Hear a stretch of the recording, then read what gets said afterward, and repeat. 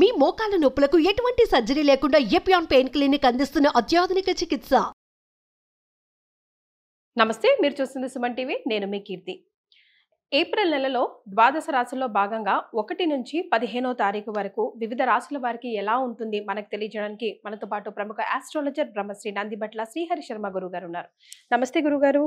వాగర్థ వివ సంపృక్తౌ వాగర్థ ప్రతిపత్తయే జగతః పితరౌ వందే పార్వతీ పరమేశ్వరౌ ఆదిత్యాయ చ సోమాయ మంగళాయ బుధాయ చ గురు శుక్ర శనిభ్యశ్చ రాహవే కేతవే నమః.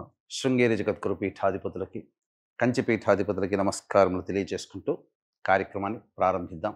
ద్వాదశ రాశులలో జన్మించినటువంటి వారికి ఏప్రిల్ మాసములో 1వ తారీఖు నుంచి 15వ తారీఖు వరకు ఏ విధంగా ఉండబోతుంది అనే విషయం తెలుసుకునే ముందు గ్రహస్థితి తెలుసుకుందాం. ఇక వృషభ రాశిలోనే గురు సంచారం చేస్తూ ఉండడం, అలాగే కుజుడు కర్కాటక రాశిలో సంచారం చేస్తూ ఉండడం, మరియు కేతువు కన్యా రాశిలో, అలాగే పంచగ్రహ కూటమి అనగా గమనించుకున్నట్లయితే ఉగాది నుంచి 30వ తారీఖు వరకు కూడా ఈ యొక్క పంచగ్రహ కూటమి షష్టగ్రహ కూటమి అనేటువంటిది ఏర్పడడం జరిగింది.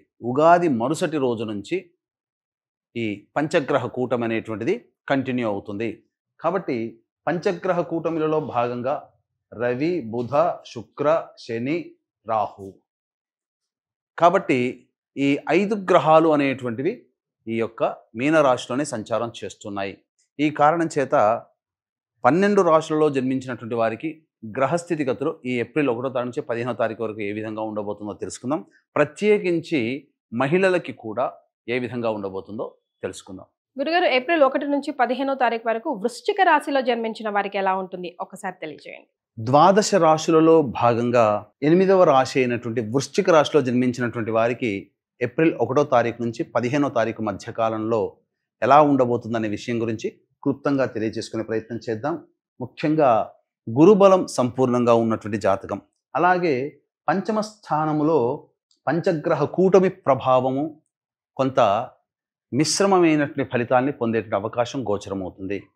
కాబట్టి ఏదైనప్పటికీ కూడాను ఆనందంగా, ఏ సమస్య అయినా వచ్చినప్పుడు ఆనందంగా స్వీకరించడానికి వృశ్చిక రాశి వారు ఈ పాటికే అలవాటు పడి ఉంటారు. ఎందుకనంటే అర్ధాష్టమ శని దోష ప్రభావం గత 2.5 సంవత్సరాలుగా మిమ్మల్ని చాలా ఇబ్బందులు పెట్టి ఉండవచ్చు.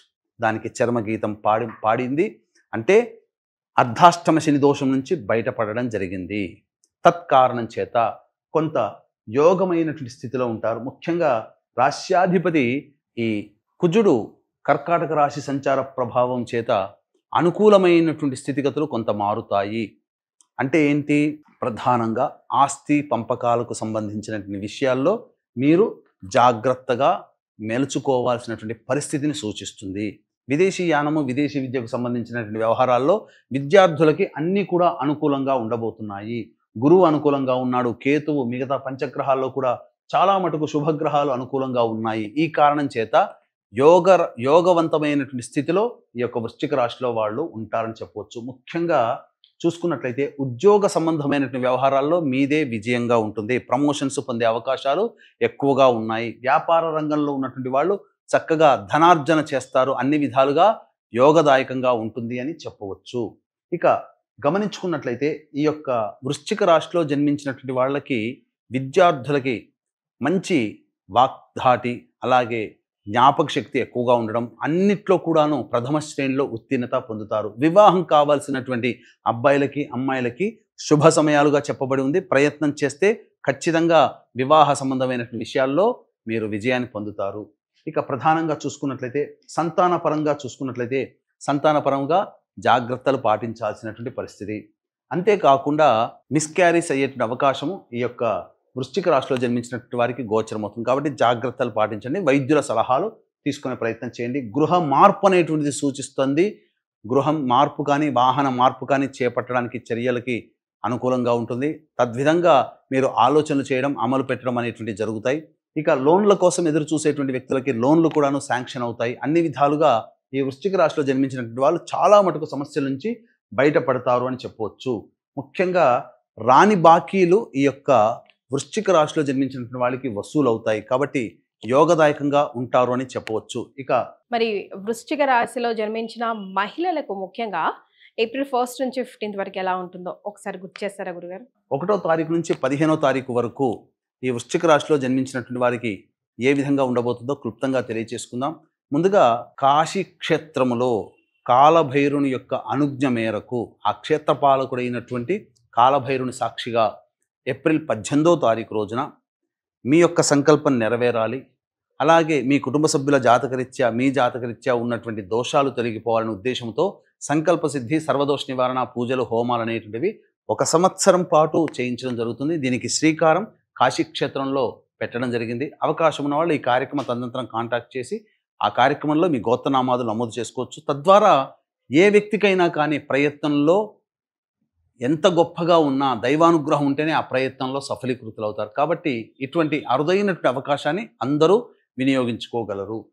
ఇక చూసుకున్నట్లయితే 1వ తారీఖు రోజున, 2వ తారీఖు రోజు, 3వ తారీఖు ఈ 1, 2, 3 తారీఖుల్లో రాని బాకీలు వసూలు అవుతాయి.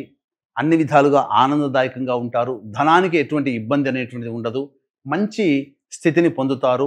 పెద్దల యొక్క సలహా సహకారాలు ఉండడం వల్ల అన్ని విషయాల్లో విజయాన్ని పొందుతారు. ముఖ్యంగా మీకు శాంక్షన్ కావాల్సినటువంటి అన్నీ కూడాను లోన్లు కావచ్చు, లేకపోతే అనుమతులు ఏదైనా కానీ ప్రయత్నం కోసం చేసేటువంటి వాటిలో ఆ అనుమతులు మీరు పొందుతారు. ఇక 4, 5, 6, 7, 8 ఈ తేదీలలో మీ ఆరోగ్యం పట్ల శ్రద్ధ వహించాల్సినటువంటి పరిస్థితి. అంతేకాకుండా ధనము ఖర్చు ఎక్కువగా ఉంటుంది. కావున జాగ్రత్తలు పాటించండి. మానసికమైన ప్రశాంతత లోపిస్తుంది. ఏ పని చేయాలన్నా కానీ ఆనందంగా ఉండలేనటువంటి పరిస్థితి. సంతానం మూలకంగా ఖర్చులు, సమస్యలు, విభేదాలు పెరుగుతాయి. కాబట్టి జాగ్రత్తలు పాటించండి.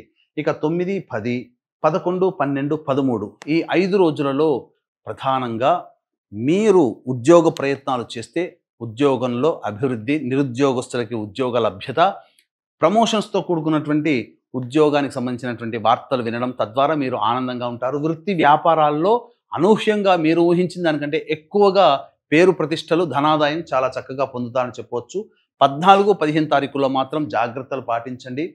ఇక్కడ ప్రధానంగా సమస్యలు పెరుగుతాయి, రుణములు పెరుగుతాయి. మీ దగ్గర డబ్బు తీసుకునే వాళ్ళు మిమ్మల్ని అప్పు అడగాలనే ఉద్దేశంతో వస్తారు. తద్వారా కొంత ఇబ్బందికర పరిస్థితులు. కాబట్టి మొహమాటానికి పోకుండా ధనపరమైనటువంటి విషయాల్లో నిర్మోహమాటంగా ఉండే ప్రయత్నం చేయండి.